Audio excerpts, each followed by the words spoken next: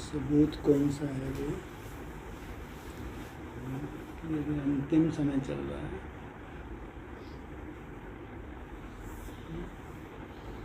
क्या सबूत है कि बहुत बड़े पेपर आने वाले हैं?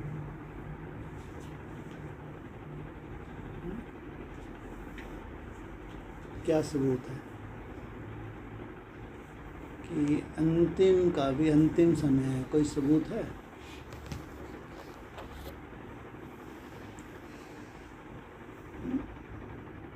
कोई सबूत नहीं। हाँ, अव्यक्त वाणी सबसे बड़ा सबूत है। कब चली? आखिरी अव्यक्त वाणी चली 31 दिसंबर 2017। भाई पूछता है माउंट आबू, बाबा ये जो 2018 आ रहा है, इस वर्ष को कौन सा टाइटल दें? तो क्या बोला? अंतिम वर्ष, समाप्ति वर्ष। मतलब क्या हुआ इसका? है जी? हाँ, क्यों पढ़ाई खत्म?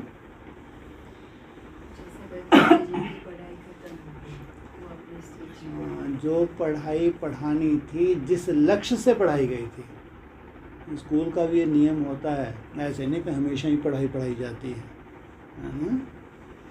जब एक निश्चित सीमा तक पढ़ाई पढ़ाई जाती है, उसके बाद रिज़ल्ट कब निकलती है?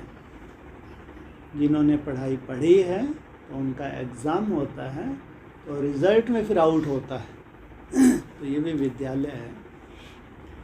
तो बता दिया, जो 2018 है, ये है समाप्ति वर्ष, अंतिम वर्ष। ज़रूर जो भी टॉपर स्टूडेंट होंगे विद्यालय के, तो उनको उस पढ़ाई को जो जीवन में लाना था, जो भी लक्ष्य मिला था, निश्चित रूप से उन्होंने जीवन में ले आए। तभी ब्रह्मा बाबा ने हाथ खड़े कर दिए कि अब कोई पढ़ाई नहीं। बहुत बड़ी बात है। सोचो, इतना बड़ा सबूत मिलने के बाद भी, उसके बाद कोरोना का झटका सहन करने के बाद भी, आज इनके कान पे कोई जू नहीं रह गई, कोई वैराग नहीं दिखता कि ये अंडरग्राउंड हो गए हों। जो अच्छे स्टूडेंट्स हो पहले से अंडरग्राउंड हैं, ऐसा नहीं कि सब ऐसे हैं, ज़्यादातर 90%। सोचो क्या हालत है। ब्रह्मा बाबा ने इतना सुंदर इंडिकेशन दे दिए कि आपको भी अंडरग्राउंड ही होना है। कोरोना में अल्पकाल का वैराग भी आता है, उसके आज की डेट में इनकी वही रूप रखा, जैसी चलन थी अभी वही चलन है। उसके बाद चलो फिर भी एडवांस पार्टी तो और आगे की है ना? तो उसमें वानप्रस्थी तो हुआ, लेकिन बताते हैं जब वानप्रस्थ में होते तो भी कनेक्शन कुछ ना कुछ रहता है, जब तक संन्यास ना ले। तो एडवांस में पढ़ाई कुछ समय थोड़ा बहुत चलता रहा, तो वो कब पूरी हो गई? एडवांस ये तो चलो ठीक है, बेसिक स्टूडेंट बच्चा बुद्धों की पढ़ाई खत्म हो गई, लेकिन जो ज़्यादा समझदार थे उनकी पढ़ाई कब पूरी हो गई? नहीं मालूम। 18 अगस्त 2022 लास्ट मुरली चला। इसका मतलब ये हुआ कि एडवांस में ब्रह्मा बाबा ने अव्यक्त वाणी से जो सजाना था, और साकार बाप ने एडवांस में जो घोषणा कर रखी थी कि जो बाप समान बच्चे हैं वो सतोप्रधान स्टेज पकड़ने जा रहे हैं 18 के आसपास। तो ज़रूर उन बच्चों ने 22 के आते आते, या जब तक पढ़ाई जन्माष्टमी 2022, ज़रूर उन्होंने अपनी बहुत सुंदर स्टेज पकड़ ली होगी। हमारे यहाँ स्टेज होती है स्वयं स्थिति में जाना, ये है हमारी स्टेज। क्योंकि जब से देहभान में आए हैं तब से क्या होता गया? देहभान बढ़ता गया, वो आत्मा की जो गुण और शक्तियाँ हैं वो धीरे धीरे खत्म होती गई। अभी भगवान ने आके सबसे पहला मैसेज दिया कि बच्चे तुम देह नहीं हो, आत्मा। वापस आत्मिक स्मृति में टिकना, माना धीरे धीरे आत्मा के जो भी दिव्य गुण हैं, दिव्य शक्तियाँ स्वतः ही वो इमर्ज होती हैं। तो हमारे यहाँ स्वय स्थिति में टिकना, निसंकल्प अवस्था में टिकना, स्वय स्थिति माना निसंकल्प। तो ज़रूर बच्चों ने निसंकल्प अवस्था की स्टेज पकड़ी है। तो फिर इधर भी बाबा ने संन्यास धारण कर लिया। तो ये छोटे मोटे इशारे नहीं हैं, बहुत बड़े इशारे हैं। अगर अभी भी सुख शांति दिख रही है तो हम लोग बहुत भाग्यशाली हैं कि इस समय का बहुत बहुत लाभ उठाना चाहिए। नहीं तो जो कैलकुलेशंस निकल रही हैं अभी विश्व में, जो ज्योतिष बता रहा है कि जो ग्रह दशाएं आने वाली हैं, विश्व में कोई भी ऐसी आत्मा नहीं होगी, कोई भी पूरे वर्ल्ड में, जो प्रभावित ना हो। लेकिन जो धरती के आकर्षण से ऊपर हो जाते हैं, उनको लिए कोई ज्योतिष शास्त्र उनके ऊपर लागू होता है? केवल वो आत्माएं जो इस देह से ऊपर उठ गई, धरती के आकर्षण से ऊपर उठ गई, वो सुरक्षित रहेंगी। इसलिए बाबा कहते हैं कम से कम 8 घंटा तुम्हारी याद की मेहनत होनी चाहिए। अगर 33% हमने मेहनत की है तो कुछ ना कुछ हम धरनी से, ये जो हमारी देह रूपी धरनी है, इससे ऊपर उठने की जैसे हमारी मेहनत चल रही है। लेकिन जो समय अभी मिला है तो किन्हीं आत्माओं की वजह से हमको मिला है। कुछ आत्माएं हैं जो बहुत अच्छी स्टेज में जाने वाली हैं, उनकी वजह से हमको एक बहुत सुंदर चांस मिल गया। किन आत्माओं की वजह से चांस मिला है? हाँ जी, एडवांस। किन आत्माओं की वजह से हमको चांस मिला? कौन सी आत्माएं हैं एडवांस नॉलेज के हिसाब से जो अभी ये 3-4 साल में बहुत सुंदर स्टेज में जाएंगे?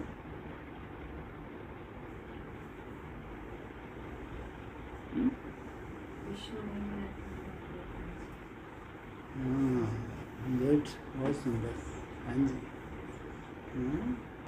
जो विष्णु रूप में जो भुजाओं में दिखाए हैं, उसमें भी खास जो ऊपर की भुजाओं में एक कन्याकुमारी को दिखाया है, एक लक्ष्मी रूप को दिखाया है, नीचे कमल पुष्प को दिखाया है, एक ब्रह्मा रूपी गदा को दिखाया है।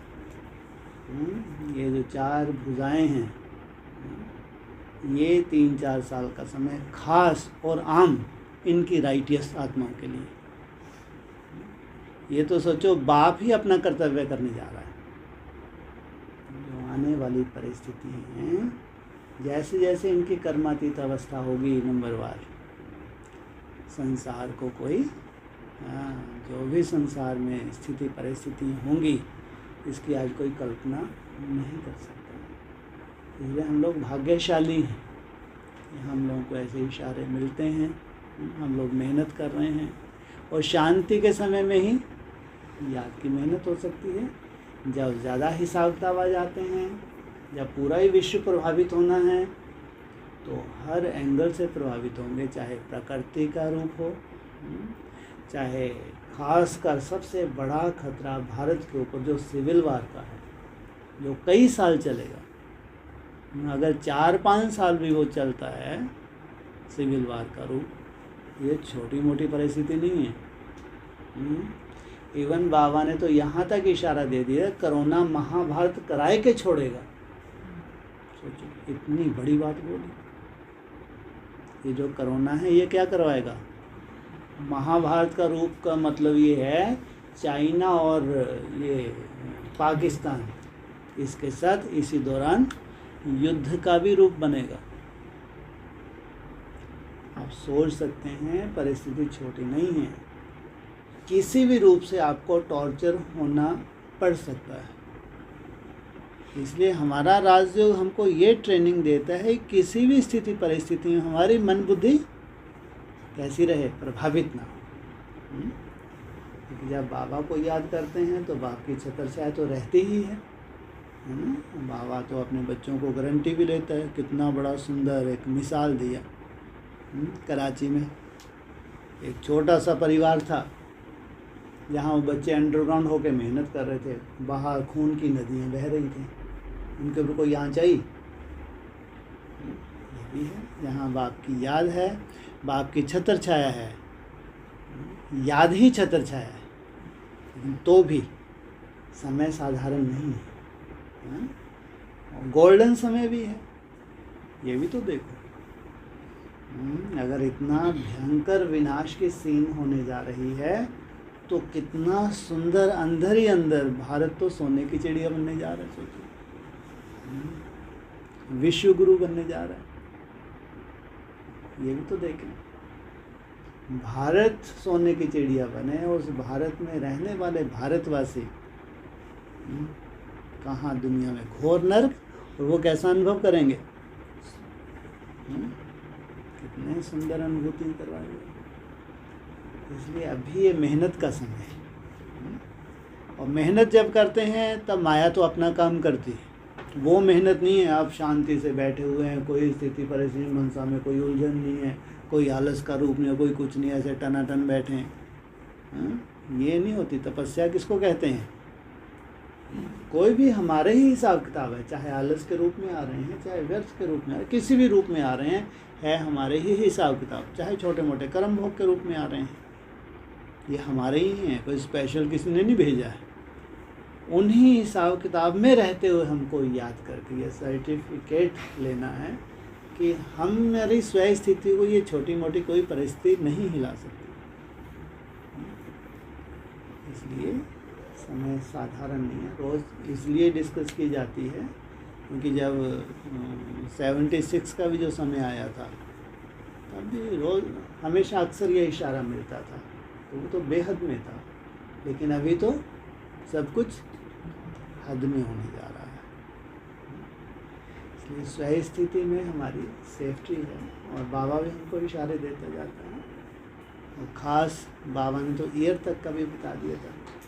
2022 में जो मुरली चली थी, तो उसमें बाबा ने 5 वर्ष का इशारा दिया, जो ईयर गिन के भी बताए। 23, 24, 25, 26, 27, 28, 27 तक, सॉरी, ये 5 वर्ष बाबा ने क्या गिनती क्यों की? 23, 24, 25, 26, 27 बिल्कुल ऐसे क्रम से गिने हैं, 23 से लेकर 27 तक। तो गिनती क्यों की? ऐसे ही बोल देते।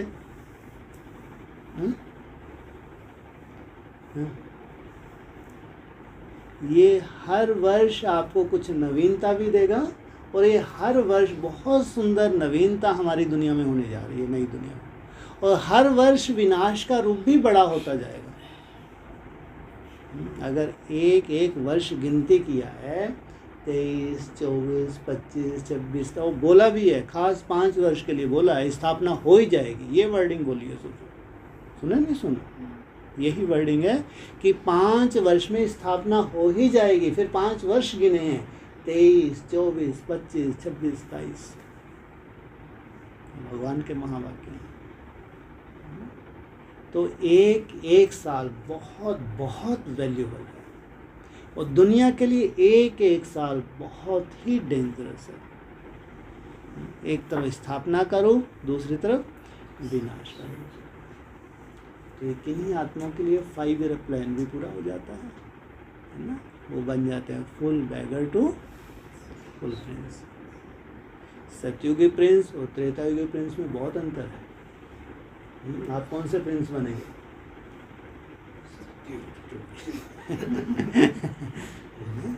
कहाँ सतयुगी प्रिंस, कहाँ त्रेता का प्रिंस। अभी कौन सा युग आ रहा है? बनोगे तो आप सतयुगी प्रिंस। सतयुगी पक्का ना? ना, कौन सा युग आ रहा है अभी? कौन सी शूटिंग शुरू होने जा रही है?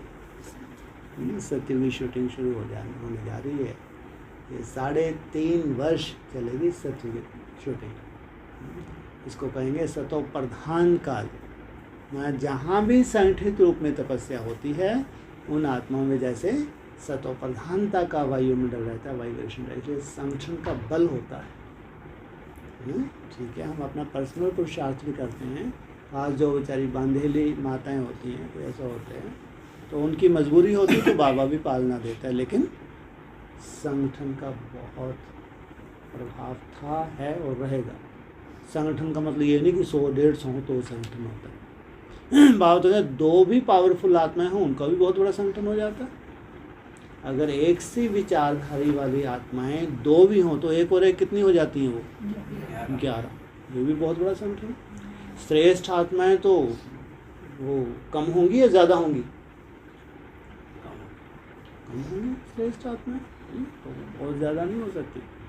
लेकिन वो श्रेष्ठ आत्माओं को भी संगठित होना पड़ता है ना, मेहनत करनी पड़ती है। इसलिए इसको अगर एक दिन भी आप गिन के अगर नोट करते हैं, जैसे सो आप लोगों को अभी गिनती सिखा रहे हैं हम, ये तो केवल 1250 दिन की 50 दिन की गिनती, हमने तो 250 दिन की गिनती तक गिनी है। 2012 से गिनी थी। सोचो कितनी महारथी बैठी हैं। सोचो 7 साल, 2012 से 7 साल, एक दिन ना अमृत वेला मिस किया ना चार्ट मिस किया। सोचिए 25 दिन के लिए इन्होंने डायरी अपनी रखी थी कि एक दिन का भी चार्ट मिस नहीं होना चाहिए। आपको तो आधी तकलीफ दे रहे हैं। हाँ? अगर 1250 दिन की अगर आप डायरी रख लें, एक दिन भी मेरा चार्ट मिस नहीं हो, कम हो जाए चिंता नहीं, कभी कम भी हो जाता है, लेकिन फिर उसको वीक में 1 हफ्ता होता है ना, उसमें एवरेज निकालते हैं, तो कम से कम 8 घंटे की एवरेज होनी ही चाहिए। इसलिए बाबा कहते हैं डायरी मेंटेन करो, बोलते हैं ना बाबा, ऐसे डायरी होनी चाहिए और अपना रिकॉर्ड भी देखना चाहिए। जब से आपने शुरू किया आगे बीच में अपना रिकॉर्ड चेक करें, अपनी एवरेज चेक करें, फिर नए टारगेट्स लेते हैं, अपनी एवरेज को बढ़ाना, कभी डाउन भी हो फिर बढ़ाते हैं। बहुत मज़ा आता है ऐसे खेल खेलते हुए चलेंगे या रोते गाते चलेंगे। हाँ, ये चार्ट को ये खेल की तरह, ये खेल ही तो है। ये खेल करेंगे तो फिर एक मनोरंजन हो जाएगा, नहीं तो बहुत बड़ी मुसीबत हो जाएगी, पता नहीं याद की मुसीबत कब तक। और इसी खेल में जन्म जन्मांतर की राजाई की शूटिंग हो जाए। सोचो है खेल। इस खेल में भी इतना जो डेंजरस समय है वो आपको समय कहीं महसूस था। भाई साहब डराते रहते थे, लो 4 साल निकल गए, आज यहाँ इतना बढ़िया पहुँच गए हम। हैं? ऐसा भी तो नहीं हो सकता ऐसा। सोचो ज़बरदस्ती डराते रहे। कोई हुआ ही नहीं। और इनसे पूछो हुआ, इनके सेंटरों पे जाके पूछो, एक के बाद एक हुए आ रहे हैं।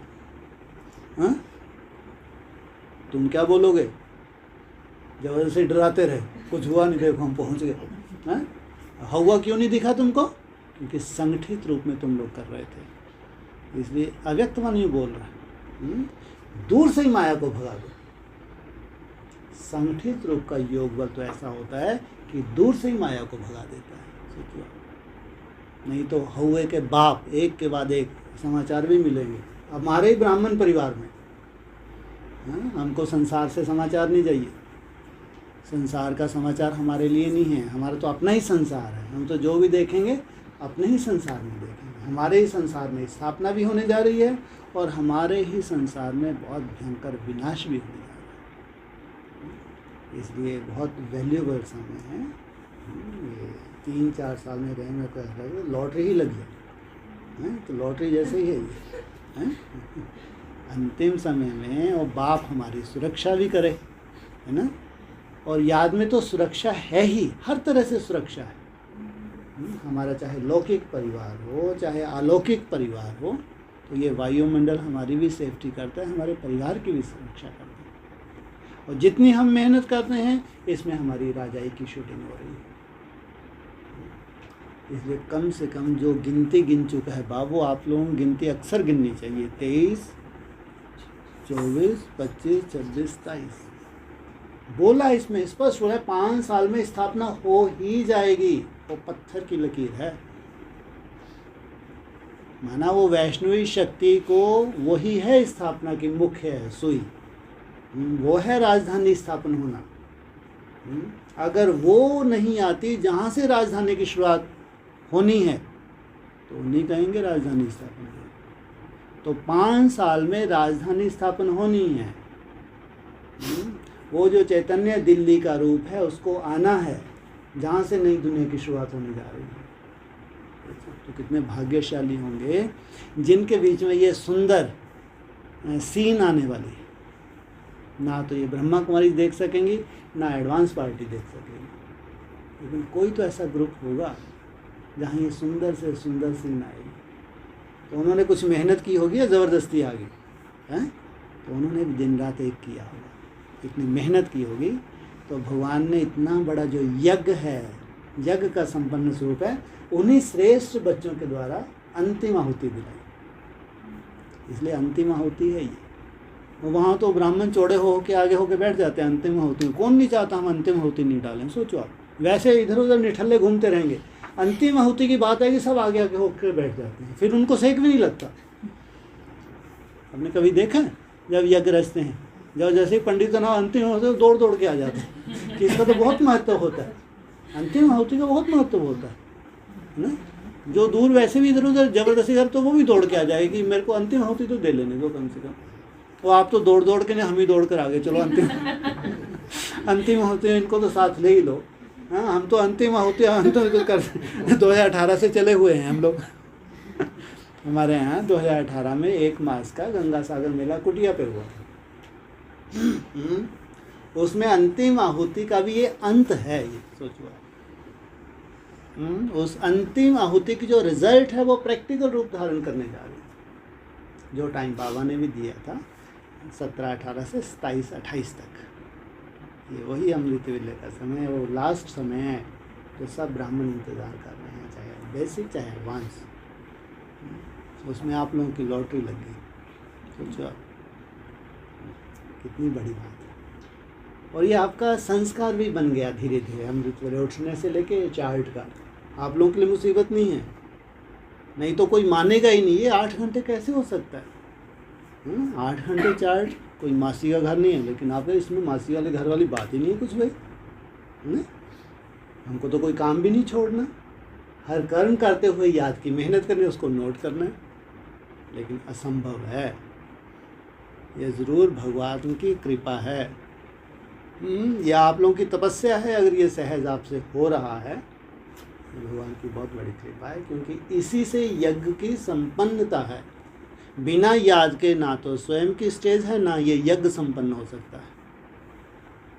इसलिए समय तो बहुत वैल्यूबल भी है और बहुत ज़्यादा डेंजरस भी है, लेकिन हमारे लिए नहीं।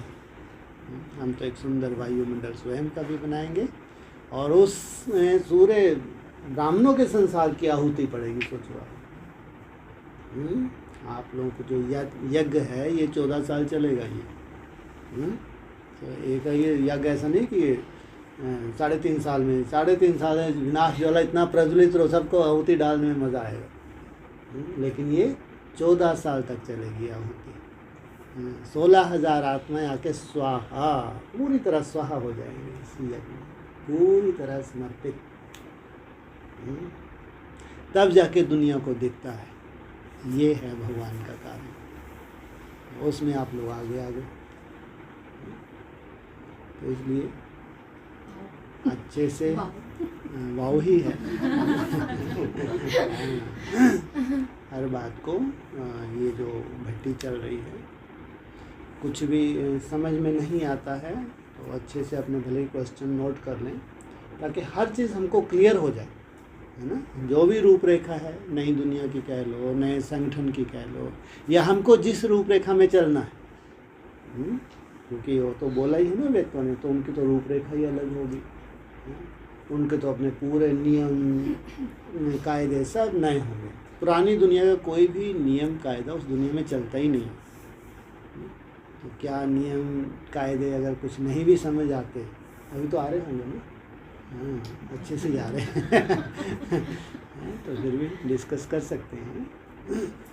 बाकी है कोई हमारे लिए, कोई हम लोगों के लिए कोई चिंता की बात नहीं है, हमारे लिए तो अच्छा ही अच्छा है। लेकिन फिर भी अगर छोटा मोटा कोई हिसाब किताब आता भी है तो साक्षी रहना है, इतनी अपनी आत्मा को मजबूत बनाना है। इसलिए हम वो नहीं है कि राजो, ऐसा नहीं है कि कोई परिस्थिति है, परिस्थिति में हमको बैलेंस कैसे रखना है, ये हमारी ट्रेनिंग है। अरे छोटी मोटी, हाँ ये है कि भगवान की याद से परिस्थिति भी ज़्यादा समय नहीं रहती। परिस्थिति, कोई भी परिस्थिति आती है सदा काल के लिए रहती है, आई और गई। और भगवान की याद में तो समय का भी मालूम नहीं पड़ता, और फिर परिस्थिति तो कोई सदा काल के लिए रहती ही नहीं है। इसी परिस्थिति में अच्छों को अटैक आ जाते हैं। अटैक की मशीनरी तो बहुत फास्ट चलनी है अभी, इतनी फास्ट चलेगी कोई कल्पना भी नहीं कर सकता। जहाँ देखेंगे अटैक, जहाँ देखेंगे अटैक, यंग, एकदम यंग, वह इतनी भयंकर मशीनरी चलेगी, इतनी फास्ट। आप लोगों को है ये हो क्या रहा है? क्योंकि मन इतना टॉर्चर हो जाता है, वो कल्पना ही नहीं कर सकते कि कल ऐसी परिस्थिति आने वाली है। उन्होंने कल्पना ही नहीं की, वो परिस्थिति आते मन इतना टॉर्चर हो जाता है, इतना फास्ट सर्कुलेशन हुआ, बेचारा पंप ही फेल हो गया। ये बहुत समाचार सुनने को मिला। ये कुछ है नथिंग न्यू, कुछ भी नया नहीं है। पहले सीन चल चुकी है, वही सीन रिपीट हो रही है। लेकिन हमको तो शांति में टिक के शांति की स्थापना, इस यज्ञ में ढेर सारे सुंदर सुंदर ब्राह्मण हैं, उनको भी आके आहुति देनी। इसलिए तो अपना भाग्य है, अगर इतने श्रेष्ठ यज्ञ के लिए, अंतिम आहुति के लिए भगवान उनको निमित्त बनाए, कितना बड़ा भाग्य है।